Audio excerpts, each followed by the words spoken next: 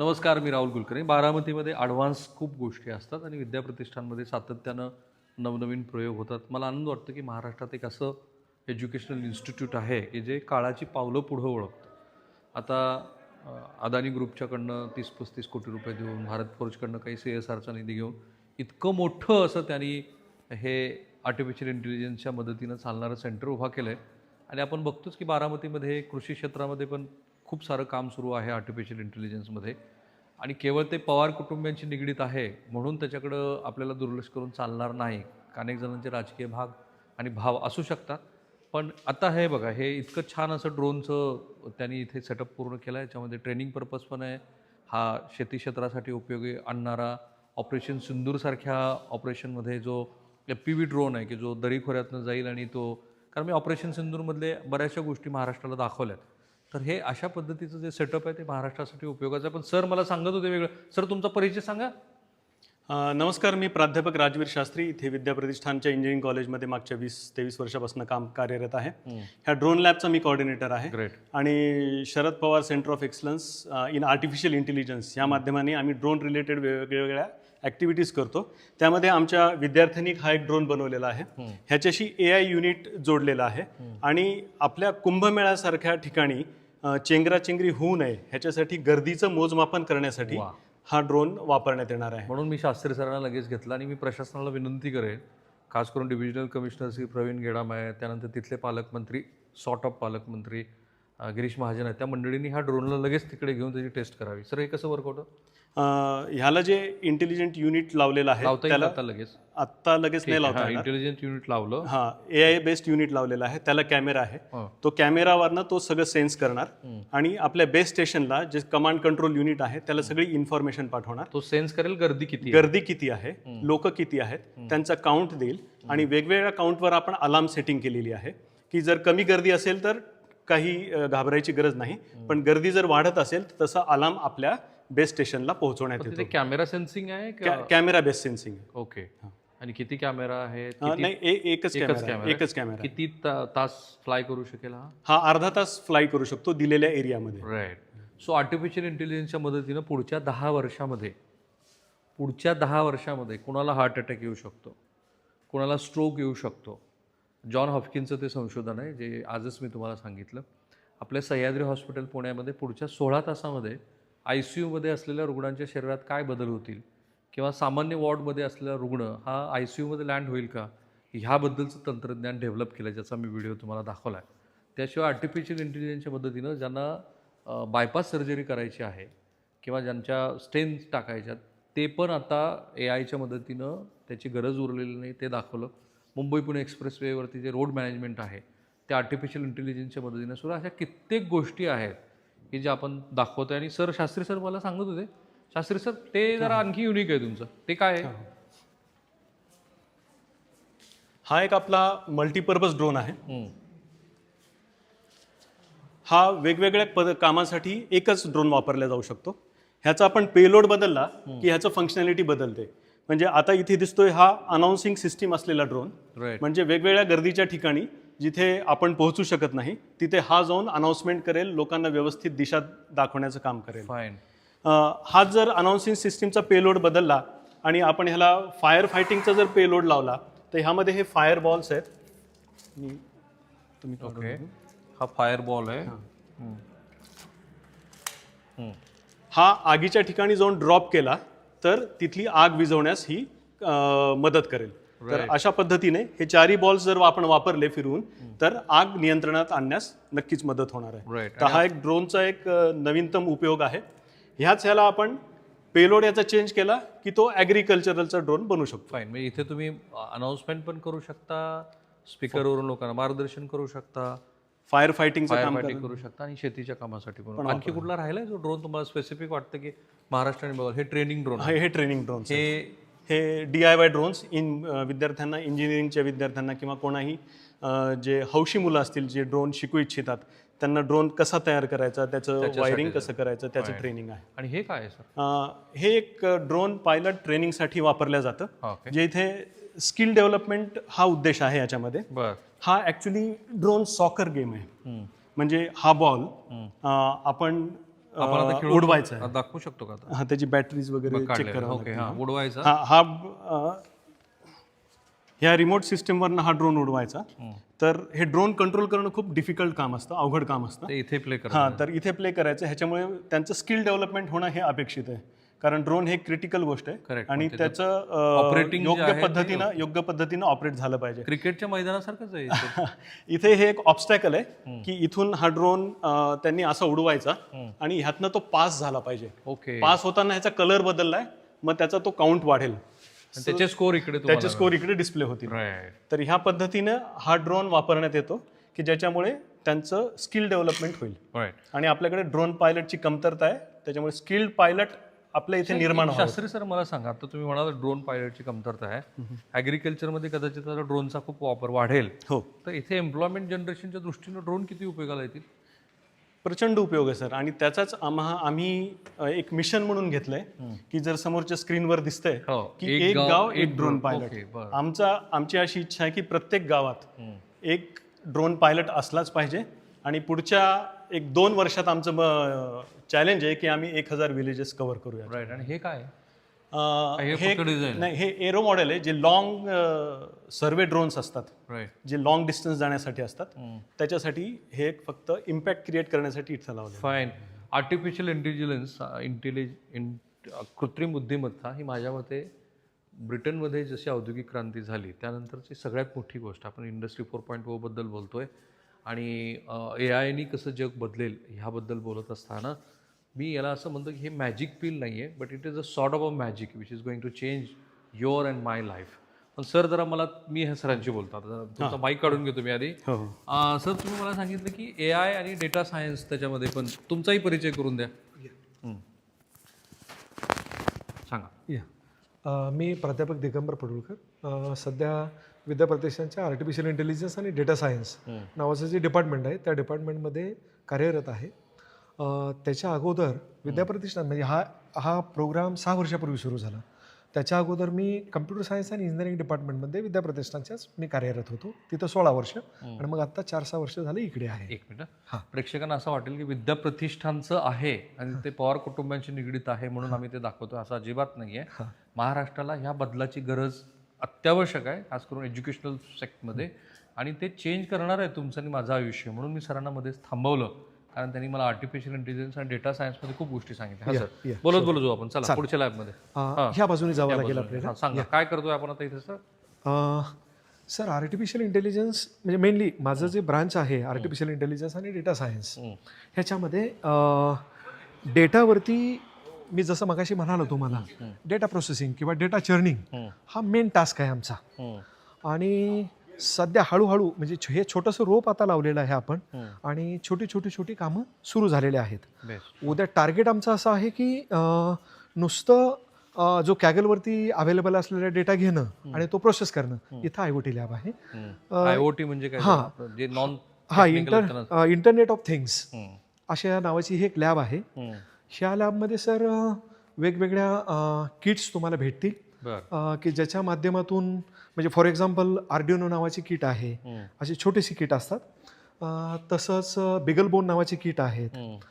आता हे IoT node आहे ते किंवा हा IoT मल्टिप्लायर आहे. तर ह्याचा वापर करून एखादा स्पेसिफिक टास्क तो म्हणजे फॉर एक्झाम्पल रिपिटेटिव्ह टास्क आहे आणि रिपिटेटिव्ह टास्कसाठी मला एक कम्प्युटर लावायचा नाही आहे, पण मी छोटंसं IoT डिव्हाइस मी बिल्ड करू शकतो आणि त्याने तेच काम करेल. एखादं उदाहरण सांगा. उदाहरण सांगायचं झालं तर मला एक म्हैस आहे आणि त्या म्हशीचं रोजचं टेम्परेचर मला रेकॉर्ड करायचं आहे. तर त्याच्यासाठी मी छोटंसं IoT डिव्हाइस तिथे डिप्लॉय करेल. किंवा अजून काय किंवा हवेतली आर्द्रता मला मोजायची आहे, किंवा आता अलीकडच्या काळामध्ये फार असे स्मार्ट गोठे जनावरांचे येत आहेत. त्याच्यामध्ये जसं सिव्हिल इंजिनिअरिंग तिथं महत्त्वाचं आहे तसंच ह्या आर्टिफिशियल इंटेलिजन्सचा उपयोग सुद्धा तिथं खूप महत्त्वाचा आहे. म्हणजे उदाहरणार्थ जनावर बसलेलं आहे, ते तिथं त्याची युरिन जाणार आहे, तिथं त्याचं ते कावडंग जाणार आहे आणि शेण त्याच्या मलमूत्र जे जाणार आहे यातून जे गॅसेस तयार होतात. आता ह्यातले कसं आहे की काही गॅसेस हे वजनानं काही प्रॉब्लेम त्यांनाही बोलवा, आमचे कुटुंबातल्या सदस्यांना बोलवा. ते वजनानं हलके आहेत. जे वजनानं हलके आहेत ते वरती जातात, पण जे जड आहेत ते तिथेच राहतात आणि त्याचा इम्पॅक्ट जनावराच्या हेल्थवरती होतोय. साधारण ह्या गोष्टी याच्या माध्यमातून आपल्याला मोजमाप करता येऊ शकतात. मी म्हणालो ना, पूर्ण आयुष्य बदलण्याची क्षमता AI मध्ये आहे. आता हे काय आहे? हे एक IC प्रिंटिंगची सॉरी ही जी 3D printing नाही ना? No no it is not 3D printing, पण जे इलेक्ट्रॉनिक सर्क्युट्स असतात ते सर्क्युट्स प्रिंट करण्यासाठीचे हे मशीन्स आहेत. ओके. म्हणजे विद्यार्थी VHDL नावाची जी एक लँग्वेज असते त्या लँग्वेजच्या माध्यमातून सर्किट डेव्हलप पण करतात. याचा रोजच्या जीवनात काय उपयोग होऊ शकतो? तर आता मी जसं मगाशी मी तुम्हाला सांगितलं IoTचा वापर करून मला काय टेम्परेचर सेन्स करायचं आहे, काय करायचं आहे, म्हणजे त्याच्यासाठी जी सर्क्युटरी तुम्हाला बिल्ड करावी लागेल ती ह्या मशीनवरती तयार होईल. बरेचसे तांत्रिक शब्द आहेत सरांच्या बोलण्यामध्ये, आणि मी नॉन टेक्निकल आहे, मी कॉमर्स बॅकग्राऊंड असल्यामुळे म्हणजे तुमच्याकडचे तंत्र प्रगत असलेले विद्यार्थी आहेत त्यांना ते कळेल. आणि मी पुन्हा म्हणतो, बरं तुम्हाला आता आमचे हे सगळे एक्सपेरिमेंट बघून आमच्या ह्या व्हिडिओच्या माध्यमातून काही लोकांना असं वाटेल की आता जरा मला इथे येऊन पाहायचंय, मग काय करायचं? अर्थात can anyone visit here? Anyone can visit, म्हणजे अगदी कोणीही येऊन इथं व्हिजिट करू शकतात. ज्यांना कुणाला काही कोर्सेस म्हणजे अगदी 2 दिवसाच्या कोर्सपासून ते 2 वर्षाच्या 4 वर्षाच्या कोर्सपर्यंत ज्यांना काय तसं करायचं असेल ते सुद्धा इथं अवेलेबल आहे. तुम्ही फीस जर जास्त घेत नाहीत ना? अर्थात नाही. ठीक आहे, ते फार महत्वाचं आहे. चला तर आता पुढची गोष्ट, इथलं झालं का आपलं सांगून? अर्थात इथलं झालेलं आहे. इथे किती मुलांचा? इथे साधारणतः 24-25 मुलं तुमची बसू शकतात ह्या बाजूला. आणि ज्यांना PCB वरती काम करायचं आहे म्हणजे सर्किट प्रिंटिंग करणं किंवा इकडे काय नोट्स त्यांना वापरायचे असतील तर ती लोक इकडे वेगळ्या ह्याचे बसू शकतात. अशा एकूण 11 लॅब आहेत. 11 लॅब आहेत आपल्याकडे. आणि आपण बोलत होतो तो तुम्ही प्रोजेक्ट केला आहे, तो प्रोजेक्ट आहे पुढे जाऊ. तो प्रोजेक्ट आहे तो सगळ्यात पहिला आपण आर्टिफिशियल इंटेलिजन्स आणि क्वांटम सायन्स ह्या दोन्हीच्या मिलापानं जो आपण पहिला प्रोजेक्ट केला तो सायक्लोन इंटेन्सिटी एस्टिमेशन नावाचा जो प्रोजेक्ट होता. त्याच्यामध्ये समुद्रामध्ये किती म्हणजे कशा प्रकारचं वादळं येऊ शकतील ह्याचं प्रिडिक्शन ते देणारे होतं. आता आपण जे आलेलो आहोत ही नॅचरल लँग्वेज प्रोसेसिंग नावाची लॅब आहे. ही नॅचरल लँग्वेज प्रोसेसिंग म्हणजे उदाहरणार्थ म्हणजे आता आपण ChatGPT वापरतोय किंवा डिपसिक वापरतोय किंवा पर्स्पेक्टिव्ह वापरतोय. अशा खूप साऱ्या गोष्टी अवेलेबल आहेत. आता हे ज्या जेमिनी आहे ह्या सर्व गोष्टी ह्या LLM वरती अवलंबून आहेत. आता लक्षात तुमच्या, एक मिनिट प्रेक्षकांना, आपल्यापैकी अनेक लोक ChatGPT, जेमिनाय किंवा ग्रोक किंवा परप्लेक्सिटी वापरतात, त्याचा उगम इथे आहे नॅचरल लँग्वेज प्रोसेसिंग लॅब. सांगा कसं फंक्शन होतं.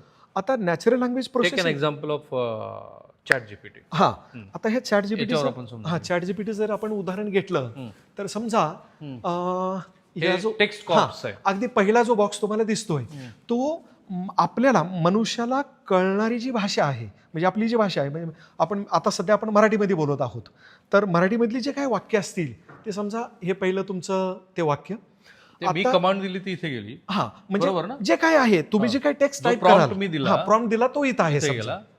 ChatGPT वरती मी पहिल्यांदा आता प्रॉम्प्ट इथे दिला, इथं प्रॉम्प्ट देतोय मी. दिलेला प्रॉम्प्ट लिंग्विस्टिक प्रोसेसिंग होत आहे. म्हणजे काय होतं? आता लिंग्विस्टिक प्रोसेसिंग होतंय म्हणजे काय होत असतं की ह्या वाक्यातले जे शब्द आहेत, आता ह्या शब्दांमध्ये आता मी वाक्य पूर्ण तयार करण्यासाठी काही जोड शब्द मी तिथं वापरतोय किंवा जोडण्यासाठी. म्हणजे समजा मी टू वापरलेला आहे, विच वापरलेला आहे, अँड वापरलेला आहे, दे वापरलेला आहे. हे शब्द जे आहेत हे शब्द ह्या लिंग्विस्टिक प्रोसेसिंगमध्ये ते निघून जातात. ते शब्द निघून गेल्यानंतर जे शब्द तुमच्यासाठी म्हणजे ह्याला म्हणायचं स्टॉप वर्ड्स. आता हे स्टॉप वर्ड्स आपण बाजूला काढले आणि जे उरलेले शब्द आहेत ह्या उरलेल्या शब्दांचा एक ग्राफ तयार होतो. Machine model. आता तो जो ग्राफ असतो त्या ग्राफला म्हणायचं एन ग्राम. त्या ग्राफचं नाव आहे एन ग्राम. आणि ग्राफमध्ये जे नोड्स आहेत, आता उदाहरणार्थ आपण असं समजूया की वेगवेगळे ठिकाणं आहेत आणि ती रस्त्यानं जशी जोडलेली असतात तशी ग्राफमध्ये हे वेगवेगळे नोड असतात आणि ते ह्या एजेसने जोडलेले असतात. आणि त्या प्रत्येक नोडला त्याचं एक वेट असतं, वजन असतं. आणि त्या वजनाच्या बेसिसवरती एनग्रॅम अनालिसिस होतं आणि त्या एनग्रॅम अनालिसिस होऊन त्याचा पुढे आता हे लिंग्विस्टिक म्हणजे मशीन लर्निंग मॉडेल इथं बिल्ड होतं, म्हणजे ट्रेन होतं ॲक्च्युली मॉडेल. आणि या ट्रेन झालेल्या मॉडेलवरती म्हणजे जसं मी तुम्हाला एनग्राम बिल्ड झाला, मग मशीन लर्निंग मॉडेल इथं बिल्ड झालं आणि ह्या एनग्रामच्या बेसिसवरती इथे पुढे सेंटिमेंट तयार होतो. ओके, जो की मला दिसतो. हां, तो जो मला हवा आहे त्याच्याकडून फाईन. तो इथे शेवटी मला भेटणार. पण मग याचा अर्थ असा की ही जी कृत्रिम बुद्धिमत्ता आहे हां over the period of time अधिक मॅच्युअर होत जाईल, हा जास्त इव्हॉल्व्ह होत राहणार आहे कारण ते. जितके लोक त्याला प्रॉम्प्ट देत राहतील तेवढा तो डेटा कनेक्ट करत जाईल. पण तेवढा डेटा म्हणजे कसं आहे की तेवढे तुमचे त्याचा शब्दसाठा वाढेल आणि त्या शब्दसाठाच्या बेसिसवरती एनग्राम जो तुमचा ग्राफ आहे त्या ग्राफमधल्या नोडचं वेट वाढत जाणार आणि त्या वेटनुसार परफेक्ट आणि परफेक्ट प्रिडिक्शन्स तुम्हाला पुढे पुढे मिळत जाणार. याचा अर्थ काय, हे जे तुम्ही कृत्रिम बुद्धिमत्तेचा मानवी मेंदू दाखवलाय, हां, so it is far better than human brain और it's just like a copy of a human brain? आता हे अर्थात ह्युमन ब्रेनची कॉपी ह्याला म्हणता येणार नाही, का तर ह्युमन ब्रेनमध्ये जो कॉर्पस बिल्ड होणार आहे तो corpus exactly similar kind of the corpus आपण इथं नाही बिल्ड करू शकत. हा बिल्ड करू शकतो. तो बिल्ड केलेला काही टास्कसाठी तो परफेक्टली काम करणार आहे. तुम्ही मॅट्रिक्स नावाची हॉलिवूड मधली मूवीची सिरीज आली होती, तुम्ही मॅट्रिक्स 1, 2, 3. तसं सॉरी मी पाहिलेली नाही. मॅट्रिक्स 1, 2, 3 मधला 26/11चा जो न्यूयॉर्क मध्ये हल्ला झाला ट्विन टॉवर वरती, तो मॅट्रिक्स 1 मधल्या मूवीतनं इन्स्पायर झाला होता. ते सगळी सिरीज मी बघितलेली. बरं. त्याच्यामध्ये मशीनचं सगळीकडे राज्य येतं आणि तसंच तुम्हाला सांगायचं झालं तर ना, पूर्वी एक मूवी होती की तो राईज ऑफ मशीन. तर जर मशीन शिकल्या आणि मशीननीच माणसावर चाल केली तर काय, तसं ते राईज ऑफ मशीन मध्ये होतं. So do you feel like this? तसं होण्याची शक्यता मला नाही वाटत. त्याचं कारण असं आहे की जे मानवी मेंदूमध्ये तयार होऊ शकतं तसं एक्झॅक्टली तिथं नाही बनणार. पण असं आहे की आर्टिफिशियल इंटेलिजन्स हे आपल्या आयुष्यामध्ये किती चेंजेस घडवून आणणार आहे, ते आमूलाग्र बदल घडवून आणू शकतं. आमूलाग्र बदल घडतो आहे, घडवून आणणार आहे. आणि त्यातले काही उदाहरणं ही तर मीच तुम्हाला सातत्यानं दाखवतो. इनफॅक्ट आमची सिरीज आहे, गेली 1.5 वर्ष आम्ही आर्टिफिशियल इंटेलिजन्सच्या माध्यमातून जगात काय काय बदलतंय हे आज दाखवलं. सुरतच्या विद्यार्थ्यांनी रॉ मटेरियल वापरून एक सुपर बाईक बनवली आहे जी आर्टिफिशियल इंटेलिजन्सवरती चालते. आणि आता महिंद्रापासून ते टेस्लापर्यंत आणि मधल्यात मग तुम्ही सुझुकी घ्या किंवा आता टाटाच्या अनेक गाड्या घ्या, त्या ज्या वेगवेगळ्या पद्धतीच्या सुरक्षाविषयक गोष्टी करतायत त्यात बऱ्याचशा गोष्टी ह्या आर्टिफिशियल इंटेलिजन्सच्या मदतीनं होत आहेत. So I use to use artificial intelligence every day. आणि त्याच्या मदतीनं मला आठवतं की मी आता तुमच्या आर्मीचं जी पहिली महिलांची कॅडेट बाहेर पडली देशामध्ये, तेव्हा AI च्या मदतीनं आम्ही 1 तासाचं अँकरिंग केलं होतं. ते आत्ता मी तुम्हाला पहिल्यांदा सांगितलं. चला, पुढची जी लॅब आहे तुमची ती पुढची लॅब मी तुम्हाला क्वांटम आर्टिफिशियल इंटेलिजन्सची दाखवणार आहे. राईट. आता ही म्हणजे जसं आर्टिफिशियल इंटेलिजन्स आहे, मगाशी मी तुम्हाला बोललो की क्वांटम सायन्स हे एक अशा पद्धतीचं सायन्स आहे की त्याला नॅचरल सायन्स किंवा नैसर्गिक सायन्स असं संबोधलं जातं. राईट. त्याच्या पद्धतीची ही लॅब आहे इथं. मगाशी मी तुम्हाला थोडंसं समजावून सांगत असताना कॉईन टॉसिंग बद्दल मी बोललो होतो तुम्हाला. जर कॉईन स्टँड झालं तर काय, तर आता इथे त्यांनी सरांनी जो मुद्दा सांगितला होता तो असा होता की कॉईन स्टँड झाली म्हणजे टॉस केला कॅप्टननी क्रिकेटच्या आणि हेड ऑर टेल, हे असं न होता ती कॉईन अशी उभी राहिली. तर याच्याबद्दल आपण कधी नाही विचार केला. तर शोले चित्रपटात घडलं होतं, इफ यू रिकॉल. अर्थात. तर इथे ह्या समोरच्या चित्रामध्ये तुम्हाला दिसतंय की पहिलं जे तिथं 1/√2 आणि एक मांजर आहे प्लस 1/√2 ते पडलेलं मांजर आहे. आता इकडचं आहे ते जिवंत मांजर आहे आणि इकडचं आहे ते मेलेलं मांजर आहे. आता श्रॉडिंजर नावाचा जो एक शास्त्रज्ञ होता, त्या शास्त्रज्ञाने एक एक्सपेरिमेंट केला. त्या एक्सपेरिमेंटला श्रॉडिंजर्स कॅट एक्सपेरिमेंट असं म्हणतात. त्याच्यामध्ये असं आहे की एक ब्लॅक बॉक्स आहे आणि त्या बॉक्समध्ये एक मांजर आहे आणि त्याच बॉक्समध्ये एक वेसल लटकवलेलं आहे, त्याच्यामध्ये ग्रीन कलरचं लिक्विड आहे आणि त्याच्यावरती हे हॅमर आहे. आता ती कॅट जर क्युरियस असेल तर कदाचित त्याला पाय मारल्यामुळे तो हातोडा त्या वेसलवरती पडेल आणि ते वेसलवर पडल्यामुळे ते लिक्विड बाहेर पडेल आणि लिक्विड जर पॉयझनस असेल तर ते कॅट कदाचित मरून जाईल. पण बॉक्स जोपर्यंत आपण उघडत नाही तोपर्यंत आपल्याला कळत नाही की ती कॅट मेलेली आहे का जिवंत आहे.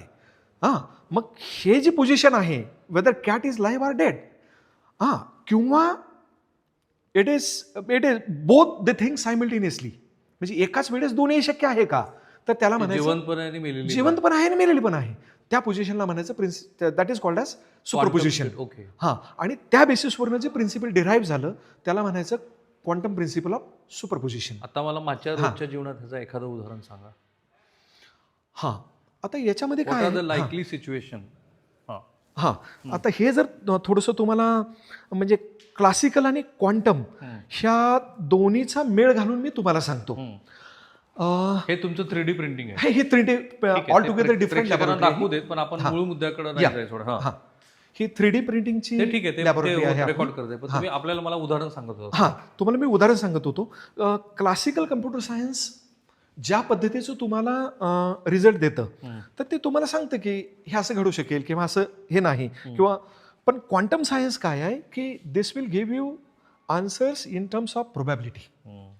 हां, याच्या अगोदर तसं कधी झालेलं नाही आहे. म्हणजे साधारणतः किती टक्के कॅट मेलेली आहे किंवा किती टक्के कॅट जिवंत आहे. आता 50% मेलेलं असेल, 50% जिवंत असेल. आता ह्याच्यामध्ये जर आपण पाहिलं या इक्वेशनमध्ये 1/√2 1/√2 ह्या ज्या दोन इथं व्हॅल्यू लिहिलेल्या आहेत त्या गोष्टीला म्हणायचं प्रोबॅबिलिटी अँप्लिट्यूड्स. आणि आता समजा पहिली प्रोबॅबिलिटी अँप्लिट्यूड आहे अल्फा, दुसरी आहे बीटा, आणि alpha square plus beta square is equal to 1 हा जगाचा नियम आहे. हां, तर याच्यामध्ये आता 1/√2 alpha square is equal to 1/2 होत आहे आणि beta square is equal to 1/2 होत आहे. म्हणजे there is a 50% chance that cat is live, 50% chance that cat is dead असं आहे. तर आता जसं तुम्ही प्रश्न विचारला की आपल्या आयुष्यामध्ये याचं सिग्निफिकन्स काय, तर आता आपल्या आयुष्यामध्ये ह्या गोष्टीचा डायरेक्ट सिग्निफिकन्स तसा मला सांगता येणार नाही. पण मी का विचारलं, तर आता क्वांटम फिजिक्स मध्येच आता नोबेल हो, या वर्षीचे मिळाले आहे. क्वांटम जवळपास अर्थात 22 पासून जे नोबेल प्राइज भेटत गेलेले आहेत ते साधारणतः क्वांटम सायन्स रिलेटेडच मिळालेले आहेत. त्यात 2022ला जे मिळालं ते प्युअरली क्वांटम एन्टँगलमेंट, क्वांटम सुपरपोजिशन आणि GHZ स्टेट्स ह्या 3 गोष्टीसाठीचं ते नोबेल प्राइज होतं. म्हणजेच माझ्या रोजच्या आयुष्यात त्याचा काही ना काहीतरी उपयोग आहे. त्याचा उपयोग आहे. Still unable to define it. पण आता व्हर्च्युअल रियालिटी, कारण जेवढे वायफॅक्स आणि याच्या मदतीने चित्रपट बनत आहेत आणि आपण अचंबित होतो. कालच मी आपण कुठला चित्रपट जुरासिक पार्कचा आत्ता आलेलं व्हर्जन बघितलं, किंवा तो आता साऊथ इंडियनमध्ये गाजलेला चित्रपट कांतारा नाही मध्ये गाजलेले, तो त्या व्हर्च्युअल रियालिटीने VFX बद्दल आपण बोलतोय, पण मला वाटतं हे वेगळंच आहे काहीतरी तुमचं. आता हे इथं कसं आहे की मगाशी तिथं जी मी तुम्हाला हे दाखवले काही 3D प्रिंटर दाखवले, तर त्याच 3D प्रिंटरच्या माध्यमातून आपण जे काही प्रोडक्ट इथं डेव्हलप केलेले आहेत तर हे ते 3D प्रिंटरवर डेव्हलप केलेले प्रोडक्ट्स आहेत. आता हा चेस बोर्ड आहे किंवा हे आपलं एम्ब्लेम आहे. हो, अर्थात हे 3D प्रिंटरवरती बनवलेलं आहे. ह्या सर्वच गोष्टी 3D प्रिंटरवरती बनलेल्या आहेत. अगदी विठ्ठल रुक्माईच्या मूर्तीपासून बघा, विठ्ठल रुक्मिणीची मूर्ती 3D प्रिंटवरती बनली आहे. अगदी. आता याचा आपल्या आयुष्यातला प्रॅक्टिकल उपयोग मी तुम्हाला सांगतो आणि पुण्याचं उदाहरण देणार आहे मी. तर गोदरेजनी 2000 स्क्वेअर फीटचं घर बनवलंय, गोदरेज प्रॉपर्टीजनी. कॅन यू इमॅजिन की ते 3 महिन्यात बनलंय, फक्त 3 महिन्यामध्ये, आणि हे 3D प्रिंटरचा वापर करून केलंय.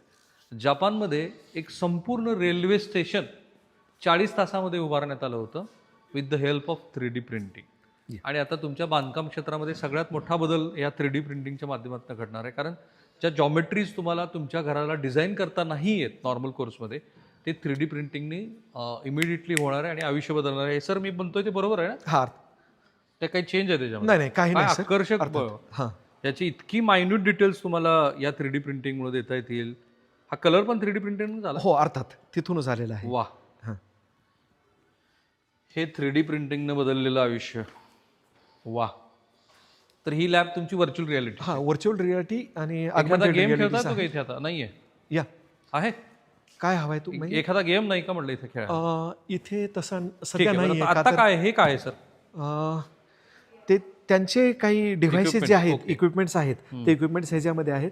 मे बी ह्याच्यात गॉगल्स वगैरे असतील. iPad दिसतंय जे 3D व्ह्यू बघण्यासाठीचे हे गॉगल्स आहेत. हां, नवीनच iPad आहेत. अर्थात. हां. ठीक आहे, चला. सो ही व्हर्च्युअल रियालिटीचे गेम्स आणि त्याच्यासाठीचे आहेत. हां, Right. आणि हे त्याचा साधारणतः काय म्हणू आपण त्याला, हा हेड व्हिज्युअलायझर आहे. ह्याचा उपयोग करून तुम्ही काही गोष्टी ज्या व्हिज्युअलाइज करू शकता, पाहू शकता. याचं छोटंसं उदाहरण तुम्हाला द्यायचं झालं तर मला पुण्यात जायचं नाही, पण पुण्यातली मी प्रॉपर्टी काही खरेदी केलेली आहे. पण मला तिथे पाहायचं आहे की त्या किचनमध्ये, आजूबाजूला काय? हां, किचनमध्ये कशा पद्धतीचं आहे, किंवा वरती जे कपाट बनवलेलं आहे ते माझ्या उंचीला सोयीस्कर आहे का, किचन कट्टा माझ्या उंचीला ते परफेक्ट आहे का. तर ही गोष्ट लावून तुम्ही ती गोष्ट व्हिज्युअलाइज करू शकता. अशा म्हटलं की पद्धतीचं आहे. विज्ञान हे आपल्या रोजच्या आयुष्यातलं महत्वाचं असं साधन आहे. अर्थात. अप्लाइड पद्धतीने आपण जेव्हा आता सरांनी सांगितलं, आपण सगळेजण व्हर्च्युअल रियालिटीमध्ये व्हिडिओ गेमवरती बघत असतो. माझ्या मते कट कर अजित पवार, हे डिझाईन केलं गेलं आहे, सर्वोत्तम पद्धतीचं आहे. राईट. आणि रोजच्या आपल्या जीवनामध्ये याचा मोठ्या प्रमाणामध्ये उपयोग होऊ शकतो. नक्की. आता पुढचं जी लॅब आहे किंबहुना आपण ते डे टू डे वापरतोय सुद्धा सध्या, असंही आहे. आणि ही आहे व्हर्च्युअल रियालिटी. हा, ऑगमेंटेड व्हर्च्युअल रियालिटी ही तीच लॅब आहे. हा सेकंड दरवाजा आहे इकडे. Right right. या जे आमचं मेन डेटा सेंटर आहे, म्हणजे ह्या सर्व सेंटरचा कोर जो आहे, ज्याला आपण आत्मा म्हणू, तर तो तिथे पलीकडे आहे. तर तो तुम्हाला मी दाखवेन. राईट. आणि अशा पद्धतीच्या बऱ्याचशा लॅब आणि इथे विद्यार्थ्यांसाठीची सोय पण आहे. मी पुन्हा तुम्हाला सांगतो की हे आपल्या महाराष्ट्रातल्या विद्यार्थ्यांनी याचा जास्तीत जास्त वापर करावा. अर्थात. महाराष्ट्रातल्या विद्यार्थ्यांना वेगवेगळ्या पद्धतीचं शिक्षण इथे घेता येतं. त्यामुळे टीका करत असताना टीका केलीच पाहिजे, पण ज्या चांगल्या गोष्टी ते चांगल्या म्हटल्या पाहिजेत.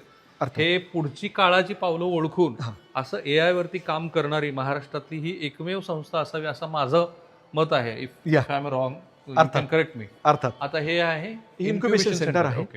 म्हणजे हेही तुम्हाला दाखवतो. इथे ज्या ज्या विद्यार्थ्यांना पुढे जाऊन काहीतरी करायचंय, त्यांना स्वतःची इंडस्ट्री उभा करायची आहे किंवा त्याचा स्वतःचा स्टार्टअप सुरू करायचा आहे, तर त्याच्यासाठी जे कोहेसिव्ह एन्व्हायरमेंट पाहिजे, तर ते साधारण इथं दिलं जाईल. मग ते इलेक्ट्रॉनिक्स रिलेटेड असतील किंवा आर्टिफिशियल इंटेलिजन्स रिलेटेड असेल किंवा अजून त्या ड्रोन रिलेटेड असेल, तर ह्या सर्वांना इथं बूस्ट मिळेल. ग्रेट. ह्या गोष्टीमध्ये. चला, आपल्याला सगळ्यात शेवटी बघायचं तो एवढा सगळा डेटा स्टोअर कुठे होतो त्याच्यावरती, आणि मग आपण तिथे थांबूया. आता एवढा सगळा जो डेटा आहे तो प्रोसेस करायला तुम्हाला अगदी साधा प्रश्न म्हणजे इंटरनेटची स्पीड. याच्यामध्ये इंटरनेटची स्पीड हा एक फॅक्टर आहे, पण तोच एकमेव फॅक्टर नाही. याच्यासारखे अजून महत्वाचे फॅक्टर्स आहेत. ते म्हणजे तो डेटा कम्प्लीट प्रोसेस करण्यासाठी इथं आतमध्ये डेटा सेंटर आहे. चला. हा, या. आणि आता आपण येतोय तो डेटा सेंटर मध्ये, जिथे सगळ्यात मोठं स्टोरेज आहे. इंटरनेटचा स्पीड हा फॅक्टर आहे. हा, इंटरनेटचा स्पीड हा एक फॅक्टर आहे. याच्यापेक्षा मोठाले जे काही फॅक्टर्स आपल्याला आहेत, तो फॅक्टर्स मी तुम्हाला ऍक्च्युली मशीनच्या ह्याच्यातच दाखवतो. म्हणजे इथे आपले ही रॅक आहेत आणि इथं जे प्रोसेस करणारी सर्व्हर जे आहेत आपले, ते आता तुम्हाला हे हेक्सा डेटा हे जे दिसतंय, हे आपले सर्व्हर्स आहेत. आता ह्या सर्व्हरवरती सगळ्यात महत्त्वाचा आणि कोर पार्ट जो असतो तो म्हणजे तुमचा GPU, ग्राफिक प्रोसेसिंग युनिट. आता जो कम्प्युटर असतो तो कम्प्युटरला असतो CPU. आता तो CPU जो प्रोसेसर असतो त्याला इतक्या इन्स्ट्रक्शन फास्ट प्रोसेस करता येत नाही, फ्रॅक्शनल पॉईंट. पण GPU जो असतो तो GPU अतिशय फास्ट पद्धतीने ते करू शकतं. आता सांगायला विशेषतः आपली अशी आहे की आपल्या ह्या डेटा सेंटरमध्ये NVIDIAचं H200 आणि NVIDIAचंच दुसरं 6000 ब्लॅकवेल नावाचे कार्ड्स आहेत आपल्याकडे इथे. ते कार्ड्स तुम्हाला, आता कसं असतं की GPUला ग्राफिक, जसं मी तुम्हाला सांगितलं, it is a graphic processing unit. जितका मोठा डेटा, का तर CPUला 1 कोर 2 कोर 4 कोर असतात, GPUला साधारण असे हजारो कोर्स असतात, आणि त्याच्यामुळं त्याचा प्रोसेसिंग स्पीड हा CPU पेक्षा प्रचंड जास्त असतो. आणि स्टोरेज, आणि स्टोरेज ही एक वेगळी एंटिटी आहे. आता ह्या प्रत्येक सर्व्हरवरती आपल्याकडे साधारणतः कुठे सर्व्हर, सर्व जसं तुम्हाला मी आता दाखवलं त्या बाजूने दाखवलं, हे सर्व सर्व्हर्स आहेत. हे सर्व सर्व्हर आहेत हां. आणि ह्या सर्व सर्व्हरला त्यांचे इंडिव्हिज्युअल स्टोरेज डिव्हाइसेस आहेत आतमध्ये. साधारणपणे किती स्टोरेज आहे सर? साधारणतः हजार TBचे सर्व्हर आहेत आपले हे. राईट. एका वेळेस 1000 TB डेटा आपण स्टोअर करू शकतो, ओके. प्रोसेस करू शकतो. हां. बऱ्याचशा तांत्रिक हां. पण महत्वाच्या गोष्टी सरांनी आपल्याला सांगितल्या आणि अर्थात ही जी आत्ताची ह्या data centre AI based data centre आणि प्रोसेसिंग युनिट, ह्या सेंटरचं नाव काय ठेवलंय सर तुम्ही? सर ह्या सेंटरचं नाव आहे Sharadchandra Pawar centre of excellence in artificial intelligence. Correct. तर त्याची म्हणजे जी टूर आहे, हां, आमचे जे व्हिजनरी लीडर आहेत त्यांच्या नावानं हे पहिलं सेंटर आहे. किंबहुना मी असं म्हणेन की विद्याप्रतिष्ठानमध्ये हे एकमेव गोष्ट आहे की ज्याला पवार साहेबांचं नाव आहे. बाकी कुठेही पवार साहेबांचं नाव नाही आहे तसं, पण ह्या सेंटरला आम्ही तसं नाव दिलेलं आहे. याचं कारण असं आहे की पवार साहेबांच्या डोक्यामध्ये ही कल्पना होती की आपलं स्वतःचं आर्टिफिशियल इंटेलिजन्सचं सेंटर असावं आणि त्याच माध्यमातून किंवा त्याच ह्याच्यातून हे सेंटर उदयास आलं. राईट. हां. सो थांबूया आपण इथे. अर्थात. मला माहिती आहे की ही काही टूर पूर्ण झालेली नाहीये. Yes yes. मला फक्त त्याचे ग्लिम्स तुम्हाला दाखवायचे होते, बरं. जे मी आता तुम्हाला दाखवले. जर तुम्हाला इथे येऊन हे पाहायचं असेल तर तुम्ही जरूर पहा. ओपन टू ऑल आहे असं त्यांनी सांगितलं. मूळ मुद्दा एवढाच आहे, आर्टिफिशियल इंटेलिजन्सच्या मदतीनं जे जग बदलतंय त्या प्रवाहात आपण पुढं नुसतं असलं नाही पाहिजे, 2 पावलं पुढं असलं पाहिजे आणि त्या दृष्टीनं हे सेंटर महत्त्वाचं ठरेल. म्हणून मी तुमची ही टूर घडवून आणली. तुमचं ह्याबद्दलचं काय मत आहे ते जरूर सांगा आणि आम्हाला सूचना पण सांगा की याच्यात आणखी काही तुम्हाला नवीन सुचत असेल तर ते कशा पद्धतीनं व्हायला हवं.